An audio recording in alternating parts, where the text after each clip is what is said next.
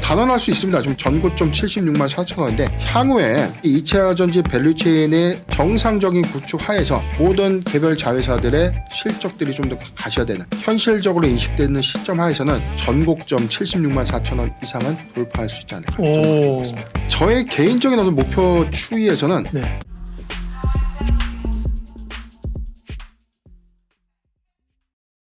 안녕하십니까. 예민수의 경제토크입니다. 새해 들어서 뭐 반도체 또 바이오 뭐 기대감들이 많은데 또 2차 전지도 좀 올라오려는 시도들을 나타내고 있습니다. 2차 전지 특별히 또 에코프로 BM 분석하겠습니다. 기업공시연구소 변영인 대표님 오셨습니다. 어서 오십시오. 네, 반갑습니다. 네. 2차 전지도 새해 좀 올라와야 되는데 그죠? 가격 조정과 기간 조정이 있었고 지난번에 이제 포스코 퓨처에 에코프로 BM 좀 이렇게 올라왔는데 네. LNF도 좀 올랐고 네네. 에코프로 BM 얘기하면 최근 좀 반등의 기운이 있는데 그 이유는 주로 어떤 것들입니까? 네. 네, 올해 이게 아주 확정된 것들은 아니지만 네. 설로 좀 돌았던 네. 코스피 시장으로 이전 상장을 할 수 있다는 좀 설이 돌았습니다. 네. 그래서 1월 5일 주가를 좀 보면 네. 장중 14.5%대까지 좀 상승을 좀 했었고 네. 종가가 12.9% 마감한 31만 5천 원에 좀 마감을 했기 때문에 보유자들은 여기서 코스피 시장에 대한 이전 기대감들 좀 더 가져가지 않을까? 네. 새해 첫날부터 2차 전지 수급이 좀 크게 좀 개선될 수 있는 기대감. 에코그룹주의 경우에는 에코프로 머티가 미국 JP모건 MSCI 정기지수에 좀 편입될 수 있다. 이 기대감들도 좀 수반됐기 때문에 이 부분에 대한 기대치를 좀 논외로 하더라도 지금 에코프로 BM이 과거에 뭐 포스코 DX와 네. LNF의 이전 상장에 대한 주가 상승에 대한 계획 그렇죠. 예. 이만큼에 대한 기대치를 좀 먼저 반영하지 않았나라고 좀 판단해봤지만 오히려 그 날짜 이후에는 오히려 차익 매물이 좀 쏟아지는 흐름들 좀 보여줬고 네. 오늘도 3.4% 정도 하락한 현재 29만 3,500원에 오늘 종가 마감 좀 했는데 네. 단기적으로 관점에서는 지금 뭐 이전 상장에 대해서 사측이 뭐 전면적으로 인정한 것도 아니고 부정한 것도 아니고 일단 시장의 설로 좀 돌았지만 네. 그래도 그럼에도 불구하고 연내 가시화될 수 있다는 어떤 기대감들은 모아진 것 아닌가라고 판단해봤습니다. 최근일 주가 추이에 대한 이 수급을 분석을 좀 해봤는데 에코프로 BM의 경우에는 개인이 1,628억 원을 순매도했습니다. 그리고 외인이 806억 그리고 기관이 832억을 좀 매수했는데 지금 개인이 매도한 매도분을 모두 외인과 기관이 1월 최근일 이 거래일까지 모두 이제 순매수하면서 지금 개인 물량을 외인과 기관이 좀 나눠서 매수했다라고 좀 봐도 과언이 아니다라고 판단해봤는데 과연 지금 코스피 시장으로서의 어떤 이전 가능성이 좀 있을까? 그런데 이제 과거의 어떤 이 코멘트들을 좀 보면 공식적으로는 에코프로 머티에 대한 상장을 가시하고 난 이후에 그래서 공식적으로 좀 부인을 했지만 지금 시장의 화두가 사실상 이 코스닥 시장에서의 어떤 이 대형주 코스닥 시장 하에서의 어떤 시총 1위 종목들이 대거 코스피 시장을 좀 이전하는 그런 흐름들 하에서는 그래도 에코프로 BM도 이 부분을 좀 검토하지 않을까. 가능성은 살아있다. 네, 그렇게 좀 저는 전망하고 있습니다. 네, 물론 이제 시장으로야 보면 코스닥 시장은 그러면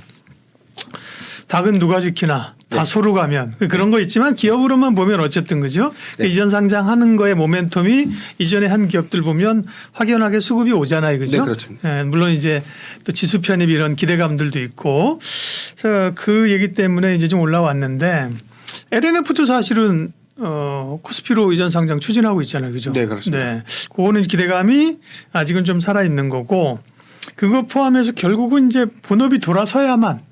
네, 그게 추가적으로 이제 될 것 같은데요. 어떻습니까? 지금 환경들은 어쨌든 간에 2차 전지 환경이 아직까지도 대체적으로 수요 둔화라든지 뭐 원재료값 하락이라든지 아직까지는 좀 부정적인 게 많은 거죠, 뉴스가. 그렇죠. 네. 지금 뭐 우리가 좀 다 알고 있는 내용들. 네. 유럽차의 전기차 수요 둔화 우려감. 이 부분은 보조금 폐지 또는 특수와 좀 직결되면서 실질적인 좀 판매량이 좀 감소됐던 시그널들이 좀 있었고 지금 북미 시장도 LG 에너지 솔루션이 이번에 최근 좀 실적 발표 좀 하면서 네. 유럽향 배터리의 어떤 공급들이 조금 더 감소하지 않았을까. 아직 뭐 세부 사업 부분에 대한 손익이 아직 확정되지는 좀 않았는데 네.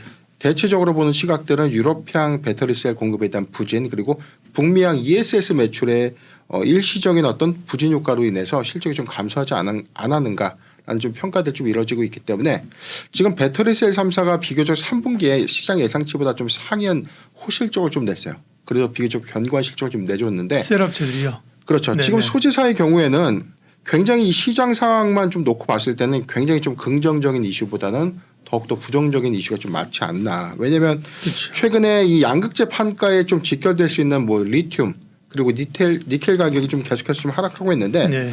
탄산 리튬 가격이 지금 중국에서 지금 키로당 이 마지노선 100위안이 이미 깨진 지가 좀 오래됐고 야, 최근 거래 돌리질 못하네요. 네네. 예. 최근 거래일에 86.5위안까지 지금 내려왔죠. 네. 90위안이 좀 깨졌다는 것은 심리적인 어떤 마지노선까지 좀 이탈하는 위협세. 이 부분이 4분기에 일회성 어떤 이 수익성의 훼손 부분으로만 좀 인정을 했는데 1분기까지 그 여파 내지는 2분기까지도 영향이 좀 있지 않을까라는 어떤 우려감들 때문에 최근에 어떤 투자 심리가 좀 더 크게 위축되는 그래서 같은 2차 전지 동일 섹터 하에서도 배터리 셀사보다는 양극재사들의 이 실적 우려감들이 좀 더 커지고 있는 형국이다라고 좀 판단해 봤습니다. 네. 지금 4분기 매출 추정액이 지금 매출액의 경우에는 약 17% 정도 감소하겠다. 그래서 1조 6,100억 원을 좀 전망을 했고요. 최근에 리포트를 보면 영업이익 부분은 약 80%가 좀 감소될 것이다. 그래서 194억 원을 좀 전망을 했는데 네. 이게 리포트가 최근치로 업데이트되면 될수록 이 영업이익의 폭이 굉장히 좀 더 줄어든다. 이 부분은 지금 단순하게 리튬 가격과 연동돼서 오히려 판가까지 영향분은 좀 제한적이다라고 봤는데 네. 오히려 최근에 뭐 11월 수출입 동향을 좀 보면 양극재 판가에 대한 인하폭이 굉장히 좀 컸다. 이 부분은 전체적인 부분에선 4분기에 약 10% 정도 추가적인 판가 인하가 반영되지 않을까라는 우려감으로 좀 작용되고 있습니다. 다만 지금 에코프로비엠의 경우에는 삼성 SDI 이쪽 향에 대한 비중이 좀 상대적으로 좀 높기 때문에 여기에 이 출하되는 양에 대한 이 변동성들은 조금 더 제한적이지 않을까라고 좀 추정되고 있는데 전체적인 어떤 이 고객사, 셀사들이 재고를 축소하는 그런 분위기들 이 부분이 1분기 기조까지 좀 이어진다면 수익성이 단기간 좀 훼손될 수 있는 여지는 크다라고 좀 판단해봤습니다. 4분기 실적에 대한 우려감은 다만 저는 이제 주가에 좀 선반영됐다라고 좀 판단해보고 싶은데 최근 LG 에너지 솔루션이 실적 발표를 했음에도 불구하고 주가 좀 크게 무너지지 않았다. 이 점은 다소 좀 긍정적인 흐름이 아닌가라고 좀 판단해봤습니다. 그럼에도 불구하고 지금 에코프로비엠이 사실상 최근에 어떤 수급 지금도 좀 가격 지지선에서 241선을 좀 탄탄하게 좀 지지를 해주고 있거든요. 25만 6천 원대는 현재 좀 탄탄하게 좀 지지를 해주고 있다. 이거는 결국에는 업황에 대한 우려감, 판가 인하에 대한 이 수익성 훼손 부분에 대한 어떤 우려감들은 주가에 모두 다 선반영된 측면이 있다라고 좀 판단해보고 다만 여기서 추세가 좀 더 전환될 수 있는 수급 개선을 좀 이뤄낼 수 있다면 아까 우리가 좀 처음에 좀 말씀드린 것처럼 코스피 이전 상장에 대한 기대감들 좀 더 수반해 준다면 이게 가셔야되는 어떤 국면 하에서는 상승 추세로 좀 전환될 수 있는 즉 수급이 크게 개선될 수 있지 않을까라고 좀 판단해 봤습니다. 4분기까지는 실적이 에코프로비엠이나 양극재 업체들이 안 좋을 거예요. 시장은 알고는 있는데 근데 편차가 크네요. 지금 HTS 상에 나오는 이 FM 가이드 보면 4분기 영업이익이 에코프로비엠이 570억이 나와 있거든요. 네네. 물론 이제 업데이트가 안 된 건데 네. 지금 아까 190억대까지 떨어졌다는 거는 네네. 거죠. 이익치가 상당히 기존에 생각했던 것보다 더 떨어진다는 거잖아요. 그죠? 네. 근데 말씀하세요. 네. 추정치가 네. 계속 좀 바뀌고 있기 때문에 네. 이 기준점을 좀 잡기가 네. 왜냐하면 최근에 저희가 삼성전자 실적에서도 굉장히 맞아요. 시장 예측치는 뭐 3조 7천억 또는 뭐 4조 원대의 무난한 영업이익을 좀 근데 달성했습니다. 1조 원 이상 비슷하냈잖아요. 네. 근데 이 차이가 너무 갭이 크다 보니까 네, 네. 예측치는 좀 달라지지 않을까. 그러게요. 그래서 저는 194억 원에 대한 이익 추정치는 너무나 극보수적인 관점이 아닌가라고 좀 판단해봤지만 네. 그 갭에서는 한 500억에서 300억 사이의 어떤 이익단이 좀 형성되지 않을까? 네. 저는 그렇게 보고 있습니다. 다만 뭐 이익이 안 좋겠지만 말씀하신 것처럼 4분기까지의 실적의 우려들 그다음에 업황의 그 생각보다 이제 더딘 성장은 시장이 이제 얼마나 반영하고 있느냐가 네. 관건인데 네. 상당 부분 반영하고 있을 거란 말씀이시잖아요. 네. 그러면 이제 올해 상반기 에코프로비엠 전망을 좀 해보죠. 우선 서두에도 좀 말씀드렸던 것처럼 우리가 다 알고 있는 사실이지만 이걸 좀 이해하고 좀 넘어가야 되는 수순이 좀 아닐까. 왜냐하면 지금 양극재 판가라는 게 단순하게 리튬 가격이 떨어지기 때문에 양극재랑 리튬이랑 무슨 상관관계가 있냐. 단순하게 원재료에 대한 부분. 그 원재료가 좀 싸지면 판가도 오히려 좀 더 원가가 좀 낮아지는 거기 때문에 더 수익성이 좋아지는 것 아닌가 이렇게 보는 시각들 좀 있는데 네. 배터리셀 3사 즉 고객사들의 입장 관점에서는 원가가 하락하면 이 매입가 양극재 공급가도 좀 낮춰지는 그런 연동해서. 경향이 예. 그렇죠. 그 부분 때문에 결국은 리튬과 니켈 가격들이 조금 더 회복을 해줘야 되는데 오히려 리튬의 경우에는 지속해서 좀 가격이 심리적 어떤 마지노선을 좀 이탈한 지가 좀 오래됐었고요. 최근에 니켈의 가격도 지난 최근치 고점이 18,610달러 여기인데 최근에 15,930달러까지 좀 하락했다는 것은 양극재에 대한 판가가 회복되기에는 아직 시그널 관점에서는 조금 더 지켜봐야 되는 부분이 아닌가라는 우려감들 이 부분이 좀 반영되고 있다라고 생각을 해봤고요. 다만 지금 이 시장의 전망들이 2분기를 기점으로 해서는 리튬 가격이 좀 반등할 수 있다라고 좀 보는 시각이 있기 때문에 1분기까지에 대한 영래깅 현상에 관련된 이슈는 반영될 수 있겠으나 좀 2분기부터는 오히려 저점을 하회해서 양극재 판가가 다시금 상회할 수 있는 어떤 긍정적인 지표가 좀 확인되지 않을까라고 전망하고 있습니다. 다만 지금 전기차 시장에 대한 어떤 이 우려감 이 부분은 최근에 시장 조사업체 카날리스가 올해 이 전기차 성장률을 27.1%로 좀 전망을 했는데요. 예. 우리가 좀 우려했던 것처럼 올해 전기차에 대한 어떤 수요 그리고 뭐 완성차 업체에서도 전기차에 대한 양산을 굉장히 좀 큰 폭으로 좀 줄일 수 있다라는 우려감들이 좀 있었지만 실질적으로 감소폭은 2023년 대비 1.9%밖에 감소되지 않는다. 이 부분은 그래도 지난해와 동일한 수준의 전기차 성장률을 이어갈 수 있다. 이 부분은 좀 굉장히 좀 긍정적인 시그널이 아닐까라고 판단해봤습니다. 상반기에 전기차 공급 둔화에 영향은 있겠지만 저는 하반기를 기점으로는 오히려 공급량이 서서히 좀 개선될 것이다라고 좀 보여지고 있고요. 다만 지금 북미양 전기차 시장의 어떤 호조 부분은 미국의 대선 리스크 이 부분에 관련해서 뭐 IRA에 대한 어떤 정책이 수립되거나 이게 좀 변화될 수 있는 어떤 악재들은 남아있지만 시장 성장성은 그래도 시대의 수능에 맞게 계속해서 좀 업데이트돼 나가지 않을까라고 좀 판단해봤습니다. 지금 에코프로비엠의 경우에는 지금 현재 이제 생산 캐파가 지금 양극재 생산 캐파 한 23만 톤으로 좀 전망되고 있는데요. 예. 전체적으로 봤을 때는 2027년도까지 약 71만 톤 그리고 28년도에 86만 ton 규모의 추가적인 증설이 현재 좀 진행되고 있다. 이 부분은 캐나다의 양극재 공장도 건설하겠다라고 밝혔기 때문에 최종적으로는 궁극적으로는 약 70만에서 80만 톤 캐파를 유지하게 된다면 현재 외환 가치의 약 2배에서 뭐 많게는 3배 이상의 외환 가치 부분은 우리가 좀 인정해줘야 되는 구간이다라고 판단해봤는데 다만 지금 주가가 지난 7월 26일 고가인 58만 4천 원이죠. 여기서 모두 다 반영되고 난 이후에 조정이다라는 인식들 때문에 굉장히 좀 답답해하는 경향이 있지만 저는 글쎄요. 지금 가격에 대한 조정 부분 그리고 전기차 시장이 지속해서 회복해 나간다는 관점에서는 지금부터 지속적으로 좀 관심 가져도 되는 구간이 아닐까라고 좀 판단해봤습니다. 네.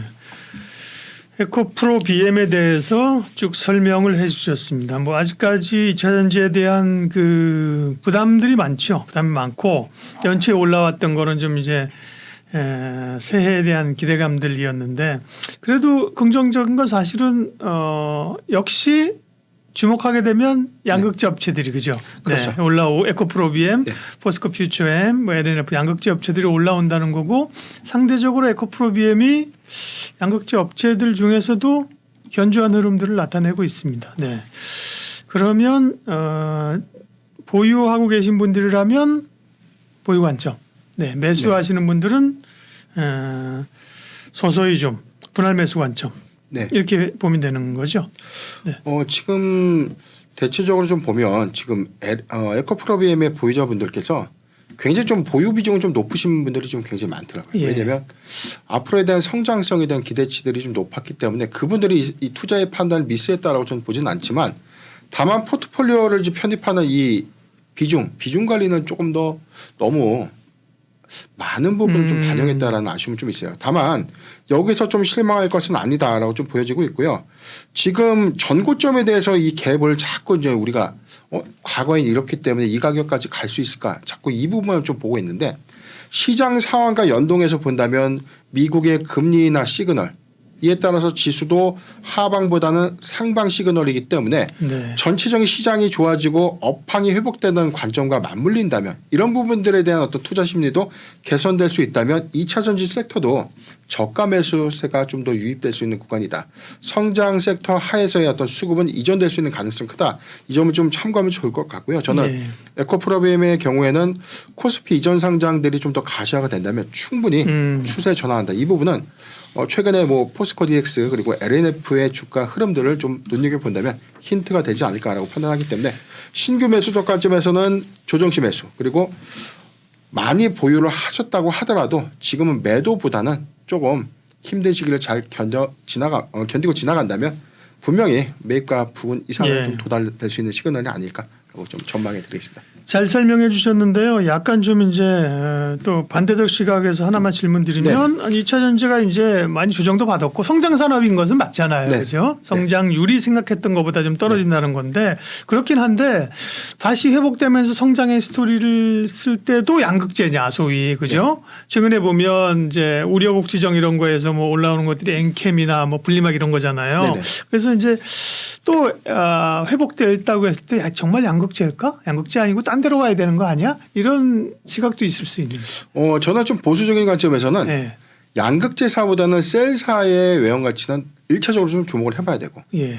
그다음 두 번째는 배터리 원가의 가장 큰 비중을 차지하고 있는 양극재가 과연 탑이다 이렇게 보고 있는 거는 소재단에서는 양극재의 비중이 굉장히 좀 클 수밖에 없고 전기차에 대한 원가 부분 특히나 배터리 원가는 양극재로부터 이 판가에 대한 영향까지 좀 좌지우지 될 수 있는 부분들이 있기 때문에 충분한 적정한 리튬 가격이 상승해주고 판가도 어느 정도 좀 회복해주는 관점에서 대량 생산을 일궈내는 시점에는 확보될 수 있는 어떤 이 고정 수익 관점에서 고정 영업이익률을 꾸준히 좀 가져갈 수 있는 구간까지 오지 않을까라고 판단을 해봤습니다. 네. 포스코 홀딩스가 개인 투자자들이 제일 많이 산 그런 2차 전지 가운데 주식이라면서요. 네, 그렇습니다.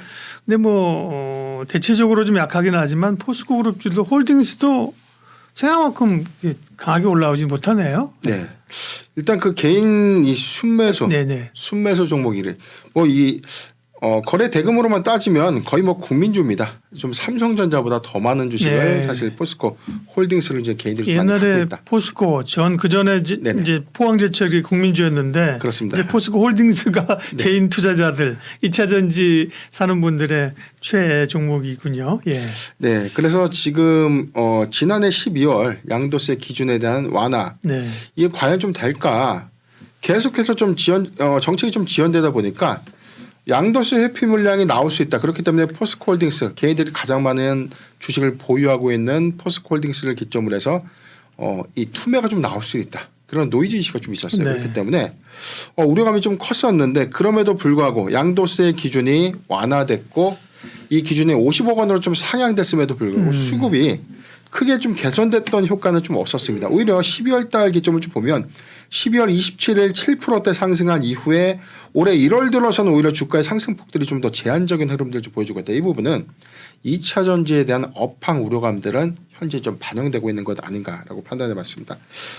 그럼에도 불구하고 지금 이 수급 개선 효과가 올해 초에는 상대적으로 2차 전지 타 종목들 안에서는 포스코 홀딩스가 큰 폭의 어떤 수급을 좀 많이 이전시키지 못한 흐름도 좀 있고요.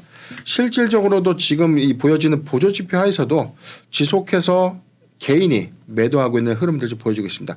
지금 포스코 홀딩스가 1월 들어서 개인이 매도세가 좀 크다는 것은 국민주라서 이 실망 매물이 좀 나오는 것일까라는 어떤 부분들보다는 지금 지수 정상화 관점에서 이 상당수 2차 전지에 대한 이 보유 물량을 매도한 이후에 반도체 섹터로 좀 이전될 수 있는 가능성도 있었다라고 판단해 봤습니다. 네. 실적은 우리가 에코프로 뭐 BM 실적도 봤지만 포스코 홀딩스 같은 경우는 아직까지도 이제 철강 분야가 많으니까요. 그죠? 네네. 뭐 실적 자체는 그러니까 2차 전지만 있는 게 아니니까 상대적으로는 좀 안정적일 수 있겠는데요. 4분기 실적은 어떤데요? 네, 포스코홀딩스의 4분기 예상 실적의 경우에는 네. 매출액은 18조 6천억 원 그리고 영업이익은 16.6% 정도 하회할 것이다라고 좀 전망했기 때문에 네. 전체적인 어떤 시장의 영업이익 시장 컨센서스는 약 16% 정도 하회할 것이다. 이 부분이 이 최전지에 관련된 어떤 자회사 실적을 합산한 것인가 이렇게 봤더니 이 부분보다는 지금 일회성 비용 철강 업종 관련된 일회성 비용 노무비가 좀 반영 효과 좀 있었고요. 그다음에 네. 철강 부문의 이 원재료비 상승에 따른 어떤 이 수익성 감소 여파가 좀 있지 않을까라고 판단해봤습니다. 전체적인 어떤 자회사 실적도 올해 아직 4분기 실적 확정은 좀 되지 않았지만 포스코 인터내셔널의 경우에는 이 에너지 판매 실적 부진 여파 그리고 철강 업종에 대한 부진 여파 때문에 비교적 지금 포스코 인터내셔널이 작년 상반기에 굉장히 좀 장사를 좀 잘했는데 하반기 실적 기조에서는 굉장히 좀 부진한 실적 기조 하에서 수익성이 좀 더 훼손되는 영향에 따라서 포스코홀딩스 실적으로 연동되지 않을까 좀 전망되고 있고요. 철강 업황도 그리 좋은 건 아니니까. 네네. 그렇죠. 예. 포스코 퓨처엠의 경우에도 지금 우리가 좀 다 알고 있던 것처럼 리튬 가격 하락에 따른 이 판가 인하분 이 부분이 연결 실적으로서 영향을 좀 미치면서 수익성이 네. 좀 더 훼손되지 않았을까라고 좀 우려가 되고 있습니다. 국제 리튬 가격이 좀 하락됐던 부분들 그래서 지금 포스코홀딩스의 지금 뭐 리튬 매장 가치 그래서 이 부분이 아직 장부 가치에 덜 됐기 때문에 2024년도에 대한 외형 가치를 좀 다르게 좀 평가해야 된다라는 평가도 있었는데 리튬 가격이 좀 계속해서 좀 하락하다 보니까 여기에 매장 가치 전체적인 사업 가치를 7조 7천억으로 좀 추산을 했는데 최근 평가가 4조 9천억 대까지 좀 내려갔다는 점. 이 부분은 좀 다소 아쉬운 부분이 있지만 네. 2월 올해 뭐 상반기를 좀 지나서 리튬 가격이 다시금 좀 회복을 해준다면 이 가치 부분은 다시금 또 상쇄될 수 있는 여력이 있기 때문에 이 부분에 대한 포스코홀딩스의 전체 외형 가치를 판단한 것은 조금 이르지 않나라고 좀 전망해봤습니다. 올해 상반기에 철강 부분의 이 수익성의 우려 부분은 고부가 제품으로 만회하겠다. 그래서 회사 측이 전기 강판을 오히려 좀 판매량을 좀 늘리게 해서 이 수익을 좀 보전하겠다고 좀 밝혔고요. 단기 업황에 대한 우려감들, 포스코 퓨처엠의 뭐 2차 전지 업황에 대해서 1분기 여파 있겠지만 2분기 서서히 터널을 좀 지나고 있는 과정이다라고 좀 이해를 하면 좋을 것 같습니다. 네. 포스코 홀딩스는 또 이제 최고 경영자의 그 교체. 네. 네네. 지금 이제 최정호 회장이 연임이 사실 무산됐기 때문에요. 누가 오느냐에 따라서 시장에서는 그런 것도 이제 약간 좀 불확실성으로 보고 있을 거예요. 최정호 회장이 오면서 사실은 철강 회사에서 이 소재 업체로 완전히 변신을 했던 거거든요. 네네. 이제 새로운 CEO가 그 기조를 받아가느냐 아니냐 이것도 좀 시장에서는 보고 있을 것 같고요. 네. 포스코홀딩스. 퓨처엠은 어떻습니까? 포스코 그룹주를 보니까 그 가운데서 양극재 업체 포스코 퓨처엠 실적 동향은. 네, 일단 뭐 포스코 퓨처엠도 지금 에코프로비엠과 비교했을 때 좀 별반 차이는 좀 없다. 다만 지금 다른 양극재사에 비해서 비교적 좀 이 환경은 좀 더 나은 환경이 아닐까라고 봤어요. 4분기 매출액은 1조 2,900억 원 그리고 영업이익은 313억을 좀 전망을 했는데 이 차이에 대한 갭도 최근에 리포트 기준에서 좀 최저치를 좀 제가 책정을 했기 때문에 네. 이 부분에 대한 영업이익단도 좀 조정하는 좀 있다라고 좀 보시면 좋을 것 같습니다. 리튬과 니켈 가격이 좀 계속해서 좀 하락하기 때문에 영레깅 현상은 좀 4분기까지는 좀 지속될 것이다라는 전망도 나왔지만 저는 공교롭게도 지금 판가 인하분이 10% 정도 이상까지 좀 추정이 좀 된다면 1분기 초입 그래서 한 2월까지는 그 여파가 작용하지 않을까라고 좀 보기 때문에 일단 실적에 대한 기대치에는 사실 4분기 실적 그리고 내년 올해 이제 1분기 초입까지 그래서 1월과 2월까지에 대한 어떤 원가 영향은 미치지 않을까라고 저는 보고 있습니다. 다만 지금 이 포스코 그룹주 안에서 이 포스코 퓨처엠은 이 그룹 안에서의 밸류체인 형성들 때문에 지금 리튬 원가에 대한 수익성은 조금 더 보존될 수 있는 역량은 좀 있다라고 좀 보여지고 있는데 향후에 지금 포스코홀딩스가 그 염수 리튬 10만 톤 그리고 광성 리튬 22만 톤 그리고 연간 42만 톤의 재련 리튬 이 생산 체제를 구축하게 된다면 여기서 자체 조달 비중을 좀 높이면서 이 생산 원가에 대한 어떤 경쟁력을 확보해 나갈 수 있지 않을까. 이 부분이 다른 양극 소재사에 비해서 이 포스코 퓨처엠이 갖고 있는 장점이죠. 장점이 아닐까라고 좀 보고 있습니다. 네. 최근에 유럽의 이 OEM 공급 둔화로 인한 이 출하 부진은 좀 이어질 것이다라는 전망들을 좀 지속되고 있는데 시장에서는 일단 판가 10% 정도로 다 추산을 하고 있어요. 에코프로 VM도 마찬가지고 그다음에 포스코 퓨처엠도 10%대라고 할 수 있는데 이 비율에 대한 갭은 조금씩의 차이가 있겠지만 전체적으로는 약 10% 정도 선에서 왔다 갔다 하지 않을까라고 좀 전망을 하고 있고요. 이 인하분이 얼마만큼 실적에 대한 영향치가 있을까? 그래서 영업이익치가 시장의 최저치와 그다음에 뭐 한 600억대, 300억에서 600억 단에서 왔다 갔다 하는 부분들 이 부분에 대한 갭은 판가 인하분에 대한 어떤 수치와 연동되지 않을까라고 보고 있습니다. 다만 이 회사가 좀 보유하고 있는 이 단결정 양극재 N86 모델인데요. 이게 프리미엄 향의 어떤 탑재 비중이 굉장히 좀 높아지고 있기 때문에 올해 1월부터 수율을 크게 좀 개선된다면 1분기 이후 출하분 그러니까 2분기부터는 이 고수익 양극재의 출하 부분들은 오히려 수익성을 좀 더 기대해 볼 수 있는 여건이기 때문에 다른 양극 소재사들에 대비해서는 N86 단결정 양극재의 어떤 수요 기대감들도 반영한다면 주가는 차별화 속에서는 좀 더 추세 전환할 수 있는 가능성이 좀 크지 않을까라고 보고 있습니다. 마찬가지로 2030년도 연간 양극재 생산 캐파를 좀 100만 톤으로 좀 추산하고 있는데 회사가 좀 계속 공언했듯이 2030년까지는 연매출 43조 원을 좀 목표로 한다라고 좀 밝혔기 때문에 경영진 교체 이후에 대한 이 사업에 대한 어떤 전략들은 좀 달라질 수 있겠으나 그래도 이 포스코 퓨처엠의 이 그룹 내 2차 전지 밸류체인 형성은 지속되지 않을까라고 저는 전망하고 있습니다. 네. 결국은 2차 전지가 돌아서려면 말씀하신 것처럼 뭐 이 원재료 가격 하락이나 매출이나 이런 것도 그렇지만 사실은 테슬라가 전기차 2차 전지 가장 큰 영향력이 네네. 있잖아요. 테슬라도 요즘 좀 이슈가 적어서 거기는 이제 사이버 트럭 이런 거 나오는 거랑 네네. 뭐 LFP에서 가격 낮추겠다 이런 게 이제 중요한 포인트인데 테슬라 쪽, 뭐 이쪽의 좀 모멘텀은 어떻습니까? 오늘 전에 뭐 미국장에서 테슬라가 한 2% 정도 빠졌는데 네. 좀 노이즈 이슈가 하나 있었어요. 좀 일론 머스크가 좀 마약을 복용했다. 뭐 이런 설들이 좀 돌았기 때문에 이건 사실 이 사업 모멘텀과 무슨 관련이 있나. 지금 오너 리스크에 대한 리스크가 한번 부각되면서 테슬라가 좀 빠졌고 이 침체 여파가 오늘 2차 전지 전체 섹터에 좀 영향으로 일부는 좀 작용하지 않았나라고 보고 있습니다. 다만 지금 테슬라가 LFP 배터리 탑재를 좀 공언을 했기 때문에 일부 모델이긴 하지만 이게 배터리의 대세로 좀 자리 잡지 않을까라고 보는 시선들이 좀 많지만 이거는 저는 이렇게 보고 있습니다. 우리가 좀 스마트폰을 우리가 좀 선택을 할 때 고기능 고사양 폰이 있고 중저가 폰이 있고요. 단순하게 요즘 뭐 전화만 받는 그런 폰들도 있어요.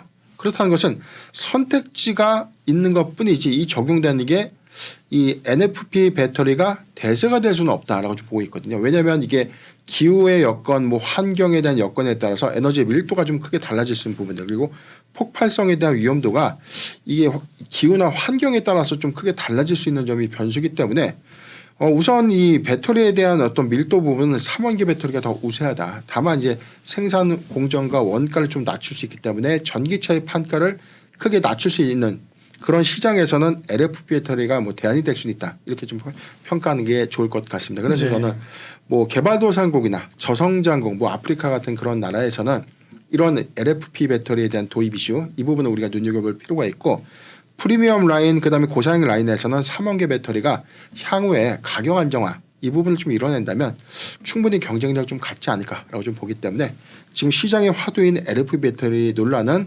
사실 적용할 수 있는 모델이 다르다 이렇게 저는 보고 있습니다. 네, 중국이 LFP를 주도적으로 열심히 하니까요.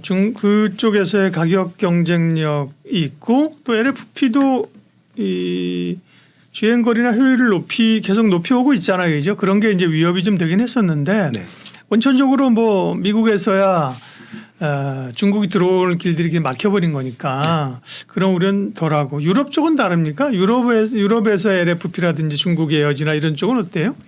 유럽의 경우에는 지금 전기차 특히나 전기차보다 하에서도 경차 비율이 좀 높다. 이 부분은 LFP 탑재에 대한 부분들. 그래서 시장 공략 부분들도 중국산 전기차들이 시장 공략을 좀 더 확대해 나가고 있는 흐름들.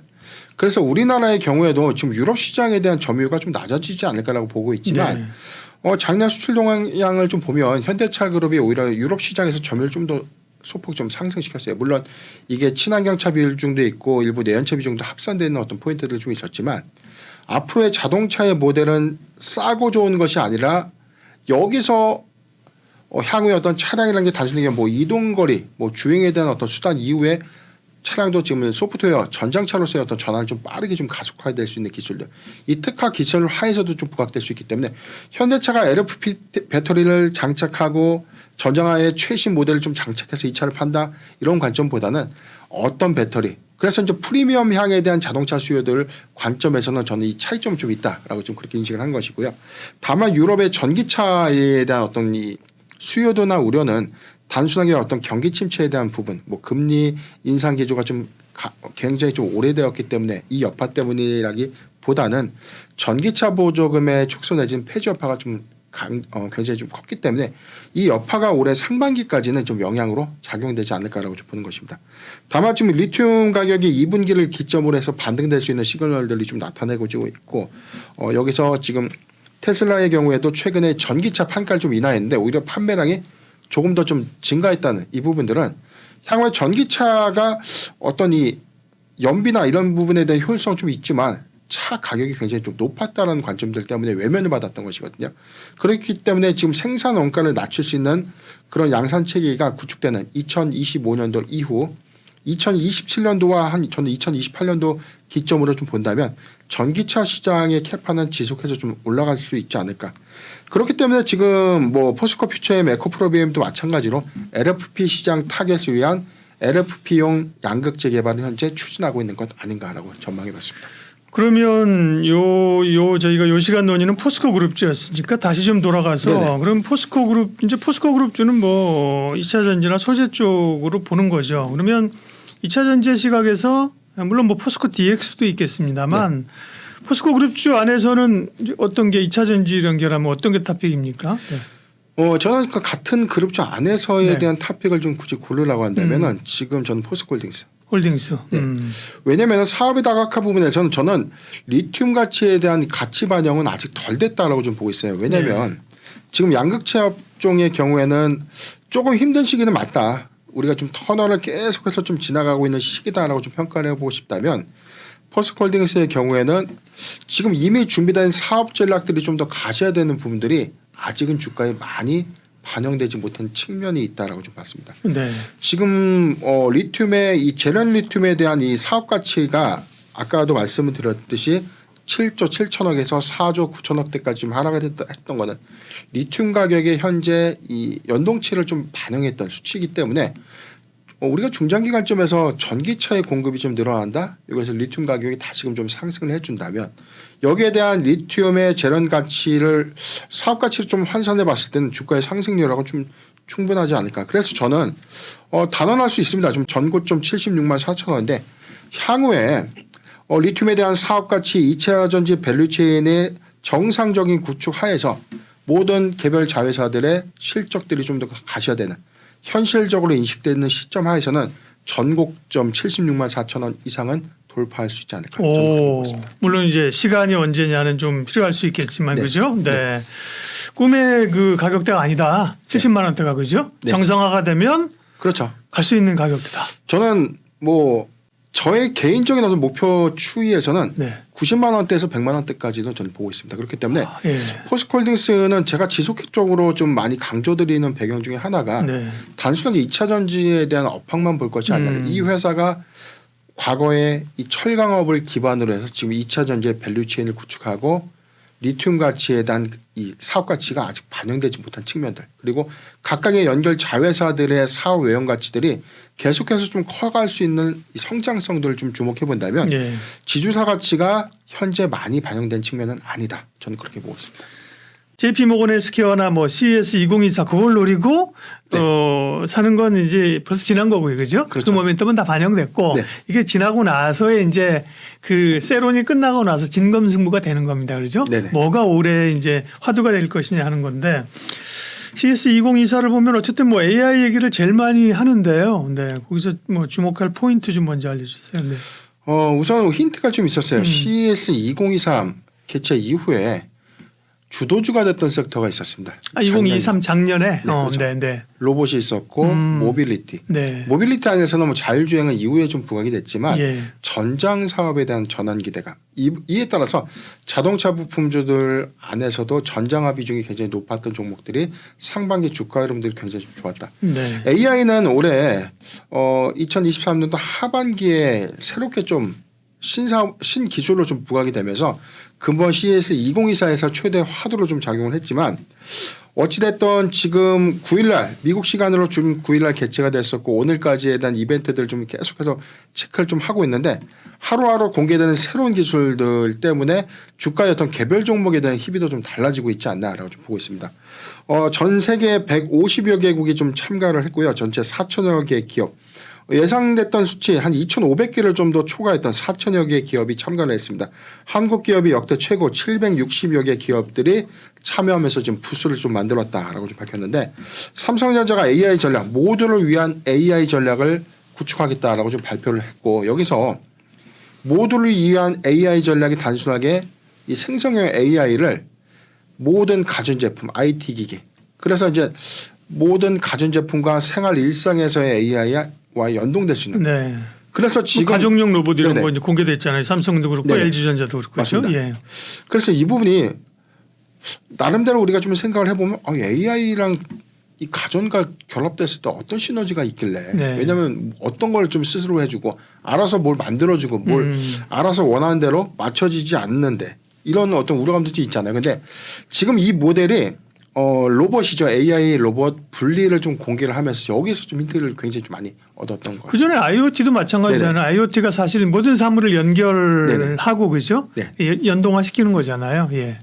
그래서 이번에 뭐 분리의 영상을 보니까 네. 방문객이 왔을 때 집에 있는 뭐 반려견들이 이렇게 좀 현관문까지 나와서 사람이 있는지 없는지 보고 막 짖는 것처럼 현관에서 사람이 왔는지 방문객들을 확인해주고 집에 뭐 유아나 고령 이제 노인분들이 이제 거주했을 때 상태들을 좀 감시해주거나 뭐 이런 어떤 현실적인 소위 말하는 AI 집사다라는 평가가 좀 있었기 때문에 네. AI와 연동될 수 있는 가전제품에 대한 확장성들은 앞으로 더 커질 수 있다는 기대감들을 좀 수반하고 있습니다. 네. 삼성전자는 볼리 아닌가요? 볼리인 거가 있습니다. 네네네. 볼리. 네, 볼리. 볼리가 아니라 네. 네네. 볼처럼 동그랗게 생겼잖아요, 그죠? 네, 맞습니다. 네. 그래서 처음에는 이게 로봇 청소기 모양 같이 생겼기 때문에 이게 뭐 로봇 청소기가라고 네. 봤는데 일종의 서빙 로봇도 아니고 이게 쉽게 말해서 가정용 반려견이 AI 기능을 좀 탑재하면서 방문객도 확인하고 아이들이나 뭐 노령인지 이 노인들 집안에 계시는 뭐 노인분 환자들 옛날에 이런 집에 분들이 가면 이제 그 반려견 키우면 반려견이 와서 먼저 막 맞아주잖아요. 네네. 이게 그런 느낌도 있고 뭐 주인의 컨디션을 그죠 따져가지고 뭐 목소리 그래서, 들어보고 그렇죠. 목소리가 갈라졌는데요. 네네. 감기일 수도 있으니 뭐 그렇습니다. 조사 받아보세요. 네, 그죠? 맞습니다. 네. 기온이 너무 추운 것 같아. 뭐 이러면 지금 온도는 몇 도인데 좀 낮출까요?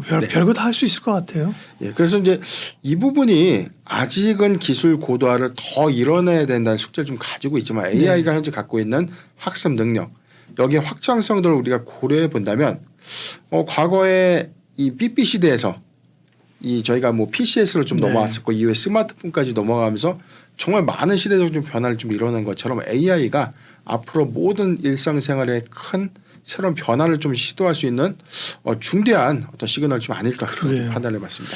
때로는 좀 무섭기도 해요. 이게 정말 이렇게 발전해가지고 이게 우리의 그 생각보다 더 빨리 발전해도 되는 것인가? 분명히 이제 뭐 규제 얘기나 이런 것도 나올 텐데 지금은 그것보다는 기술 발전을 따라가면서 관련주를 봐야 되는 거니까요. 네. 자, 그럼 기업별로 좀 얘기할게요. 기업별로 어떤 혁신 기술이 있었는가. 삼성전자 좀 이따 얘기하고 사실은 또 주목하는 게 엔비디아잖아요. 네네. 엔비디아가 이제 새로운 PC용 칩을 또 내놓으면서 주가가 사상 최고치를 가고 있습니다. 네. 그럼 CES에서도 뭐 소비자용 GPU 지금 가정용 AI GPU 3종을 좀 공개를 했는데 최근 2거래일 주가 좀 급등을 하면서 사상 최고가 개시를 좀 했었고요. 여기서 뭐 PC나 노트북에서 구동할 수 있는 가정용 AI 칩을 좀 공개했다는 관점에서는 여기서 AI 시장, AI GPU 시장을 빠르게 선점하고 있다. 즉 엔비디아가 시장을 독식하고 있다라고 해도 과언이 아니다라고 좀 판단해봤습니다. 삼성전자, LG전자가 가정용 AI 칩에 대한 개발 제품 적용 계획을 좀 밝혔는데 여기에 따른 이 AI 칩에 대한 확대 그리고 여기에 적용 가능한 각 IT 또는 뭐 생활 가전에 연동될 수 있는 칩에 대한 수요가 좀 달라질 수 있다라고 좀 판단해봤고요.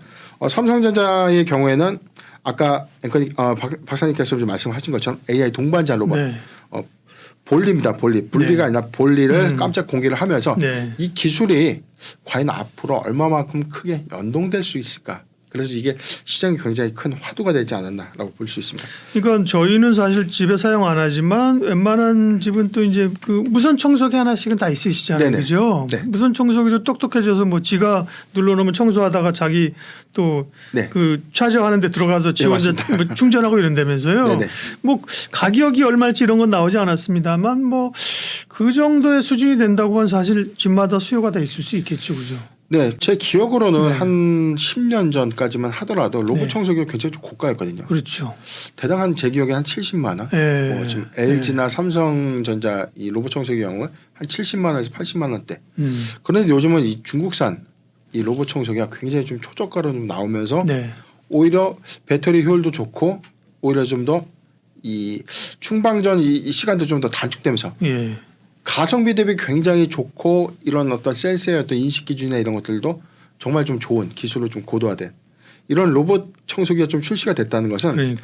여기서 확장될 수 있는 부분들이 앞으로 AI와 좀 더 연동된다면 단순하게 청소만 하고 들어가서 충전하는 네. 그런 어떤 기기가 아니라 여기서 다른 임무 수행이라든가 가정에서의 어떤 다른 영역으로서의 어떤 활동 보조 이런 것들에 대한 확장성들 이 부분을 네. 저도 좀 주시를 하고 있는데 이게 단순하게 로봇 청소기 영역을 좀 넘어서 가전과 IT 모든 부분들 다 연동이 되냐면 이제 집에서 우리가 단순하게 뭐 삼성전자의 경우에도 뭐 스마트 싱스라고 해서 휴대폰으로 뭐 빨래를 좀 돌릴 수 있고 또는 뭐 전원을 좀 끌 수 있고 뭐 그런 기능들을 아직은 연동돼서 할 수 있는 것들이 있는데 이게 AI와 확장이 된다면 예. 더 정밀하고 더 정확한 어떤 생활 보조 시스템을 좀 이뤄낼 수 있다. 그래서 지금 이게 단순하게 AI에 대한 어떤 전략이 IoT에 관련된 어떤 기술 고도화에 대한 부분들까지 이어진 것이 아닌가라고 좀 보고 있습니다. 네. 기업별로는 이제 사실 삼성전자, 엔비디아 얘기했는데 기업별로는 뭐 다 얘기하다 보면 시간이 갈 것 같고요. 네네. 그 중에서 이제 좀 변 대표님 보시기에 좀 눈에 띄었다거나 핵심적으로 볼 만한 건 몇 개만 좀 더 짚고 저는 가죠. 크게는 뭐 AI 얘기는 좀 많이 했기 예, 때문에 예. 전 모빌리티, 예. 모빌리티도 영역이 너무 많습니다. 뭐 자율주행도 있고 PBV 목적 네. 기반 모빌리티 네. 차량 그리고 SDV라고 해서 소프트웨어 중심의 차량 네. 이 부분인데 아니 소프트웨어 중심 차량 뭐 PBV랑 무슨 차이가 있나 이렇게 좀 볼 수 그러게요. 있지만 좀 생소한 단어들이어서 목적 기반 모빌리티의 정의를 네. 단순하게 하지만 아침에는 뭐 택시 운행을 했다가 저녁에는 화물차 운행했다가 이게 저녁이 되거나 주말이 되면 캠핑카로도 바뀌고 여기서 일시적으로 숙식도 해결될 수 있는 생활 환경에 대한 어떤 구조까지 좀 변화될 수 있는 그래서 다양한 목적으로서의 변화를 빠르게 수행할 수 있는 차량이 목적 기반 모빌리티다라고 좀 이해하시면 되고요. 예. SDV의 경우에는 지금 저희가 자동차라는 건 단순하게 우리가 주행 운전, 이동 거리에 대한 어떤 수단으로서만 좀 여겨지기 때문에 그렇죠. 예. 단순하게 모든 초점들은 운전을 위한 시스템에만 다 맞춰져 있는데 이게 앞으로 완전 자율주행화를 이룬다면 차량 안에서는 단순히 우리가 운전을 할 필요가 없고 이 차 안에서에 대한 생활 편의도를 좀 높일 수 있는 그런 부분들에 대한 차량의 전장화가 좀 더 가속화되지 않겠다. 그래서 네. 이제 이 부분이 단순한 생활 영역에 대한 고도화 부분보다는 운전자 그리고 동승자의 편의 시설을 좀 더 제공해 줄 수 있는 다양한 옵션들로 변모될 수 있는 그래서 지금 LG노텍이 핵심 전장 부품을 좀 집결해서 지금 SDV 전용 차량을 출시했어요. 지금 현재 공개가 되어 있는데 네. 지금 LG 이노텍의 경우에는 IT 그리고 뭐 카메라 모듈 부분에 대한 이 사업을 좀 주력적으로 하고 있기 때문에 LG 그룹 하에서의 차량 부품의 전장화를 빠르게 좀 이뤄내고 있다. 이 부분을 주목해 볼 필요가 있지 않나라고 좀 보고 있습니다. 네. 기업 얘기는 그럼 그 정도만 할까요?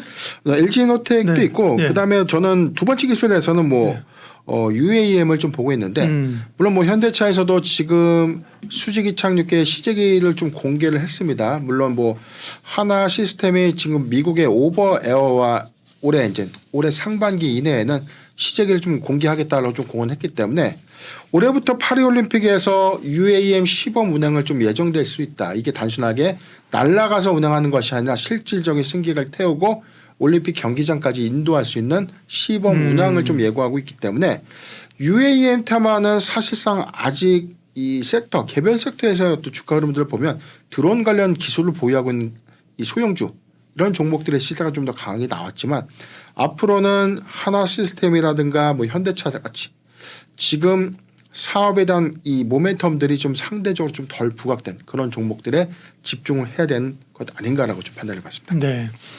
CES와 관련된 얘기는 뭐 기업별 얘기, 사실 분야별 얘기도 대단히 많아요. 대단히 다양한데요. 네. 그 중에서 투자자들 입장에서 주목해야 될 베스트로 봐야 될 그 섹터 압축해서 두 가지를 정리해 오셨군요. 네. 네, 저는 AI 그리고 네. 좀 모빌리티 아직은 CES 2024가 지금 현재 진행 중에 있기 때문에 지금 수급적으로는 저는 다 끝났다라고 좀 보고 있지 않고 계속해서 일정별로 공개되는 이 기술에 조금 더 주목해 보자. 그래서 공개 이후에 소형주 내지는 이 기술 고도화의 관점에서에 대한 상용화 기대감들을 좀 더 가져간다면 올해 주도주로 부상될 수 있는 섹터가 바로 AI와 모빌리티 부분이다라고 좀 봤습니다. AI 관련주들이 최근에 굉장히 좀 강한 시세를 좀 냈고요. 오픈 AI의 뭐 GPT 스토어에 대한 출시 기대감 이 부분도 추가적인 어떤 주가 상승이 좀 병행 도움 좀 됐지만 CS 2024가 종료된다고 하더라도 AI 부분은 그 확장성, 산업의 연동성들과 좀 우리가 좀 비춰봤을 때 차별화, 종목별 차별화 전략 내지는 순환매 시세가 좀 유효하지 않겠나라고 좀 보고 있습니다. 모빌리티 부분에 대해서는 크게 뭐 PBV 관련된 부분들, SDV, 그다음에 자율주행 부분 이 세 가지의 기술 부분을 좀 나눠질 수 있는데 크게는 지금 현대 오토에버처럼 현대차 그룹 내에서에 대한 전장 가속화 부분에 대한 최대 수혜단 이 부분에 대한 주가 추이도 주목해보면 괜찮을 것 같다라고 보고 있고 기아가 2025년도부터 본격적인 양산을 목표로 한 목적 기반 모빌리티 차량 최근에 공개됐던 게 5종에 대한 이 컨셉이 좀 더 다양하게 좀 달랐기 때문에 이게 양산 모델에서는 어떻게 나올까가 좀 기대가 되고 있지만 이 부분에 대한 수요 저는 굉장히 좀 많은 부분에 변혁을 좀 가져오지 않을까라고 보기 때문에 기아차도 이런 관점에서는 좀 주시해야 될 종목이 아닌가라고 판단해봤습니다. 네, AI는 뭐 우리가 워낙 많이 보고 있는 거고요. 모빌리티 두 가지를 꼽으셨고 그러면 말씀하신 CES와 관련된 또 기술 변화와 관련된 분야별로 관심주 그다음에 특별히 좀 눈여겨볼 만한 기업이 있으면 기업 얘기로 마무리해 주세요. 네, 관련주 흐름에서는 최근에 AI 종목들 경우에는 뭐 폴라리스 옵스, 최근에 뭐 이스트 소프트가 굉장히 좀 강했는데 단기적 테마성의 개별 이슈를 좀 차지하더라도 저는 삼성 AI 관련주들의 흐름들을 좀 더 주목해보자. 그렇기 때문에 저는 마음 AI나 솔트록스, 삼성 SDS를 좀 더 지켜보자라고 좀 판단해봤고요. 자율주행 부분에 대해서는 저는 이 세 가지 기술, 뭐 레이더, 라이더, 그다음에 뭐 카메라 모듈 기술이 이 완전 자율주행의 3대 뭐 핵심 기술이다라고 평가하고 있는데 가장 저는 여기서 주목해야 될 기술은 레이더로 보고 있습니다. 그렇기 때문에 초소형 레이더를 이 차량로 레이더로서의 어떤 변환 요건을 갖고 완전 자율주행으로서의 기술 고도화를 좀 이룰 수 있는 종목. 어떤 기업들이 그런데? 저는 HL만도 그리고 스마트 레이더 시스템, 라이콤 이렇게 세 개의 기업들을 좀 보고 있습니다. 차량 전장화 부분, 목적 기반 모빌리티 부분에서는 현대 오토에버, 모트렉스 팅크웨어를 좀 주목해보자라고 말씀을 해드리고 싶고요. UAM은 하나 시스템, 하나 에어로스페이스 여기서는 시제기를 공동 개발하느냐 아니면 여기에 핵심 부품을 공급하느냐 이 차이가 좀 있기 때문에 하나그룹주, 하나 시스템, 하나 에어로스페이스는 전 조정 시 지속해서 좀 모아갈 수 있는 구간이 아닐까라고 보고 있습니다.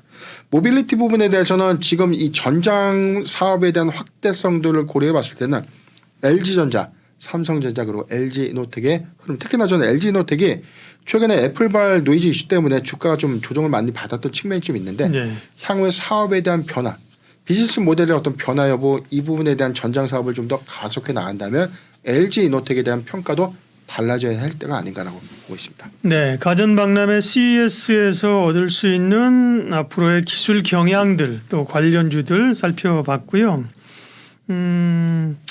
다음에 오실 때는 이제 JPM도 끝나니까 JP모건 헬스케어 끝나고 나서 바이오주들도 좀 경향도 그죠? 네, 이제 뭐 비만이라든지 비만, 당뇨, 신약 이런 게 바이오주들도 이게 JP모건 헬스케어나 CES가 끝나야 진검승부라니까요. 이게 이제 싹 사그라지느냐, 네. 그럼에도 계속해서 수급이 들어오느냐, 나중에 그 부분도 좀 체크를 해주시고요. 오늘은 CES 이야기로 관련주로 마무리를 하겠습니다. 기업공시연구소 변영인 대표님 함께했습니다. 고맙습니다.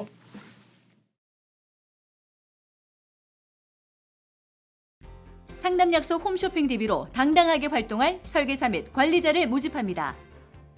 오늘은 어디로 가지? 오늘은 누구에게 가지? 오라는 곳도 갈 곳도 없는 고민. 인포벨 보험사업단이 해결해드립니다. 지인 영업, 연구 영업, 개척 영업, NO! 상담 약속 홈쇼핑 DB로 당당하게 활동할 설계사 및 관리자를 모집합니다. 지금 바로 전화하세요. 상담 약속 홈쇼핑 DB로 당당하게 활동할 설계사 및 관리자를 모집합니다. 오늘은 어디로 가지? 오늘은 누구에게 가지?